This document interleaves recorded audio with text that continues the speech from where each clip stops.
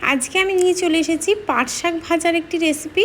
পাট শাকগুলিকে ভালোভাবে বেছে নিয়ে একটু কেটে নিয়েছি, নিয়ে কড়ার মধ্যে দিয়ে সামান্য একটু জল দিয়ে এটিকে সেদ্ধ হওয়ার জন্য রেখে দিলাম ঢাকনা দিয়ে ঢেকে।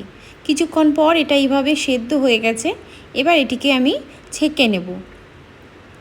এবার কড়ার মধ্যে সামান্য অল্প পরিমাণে সর্ষের তেল দিয়ে তার মধ্যে দিয়ে দিচ্ছি একটা গোটা লঙ্কা, শুকনো লঙ্কা দিয়েছি এখানে।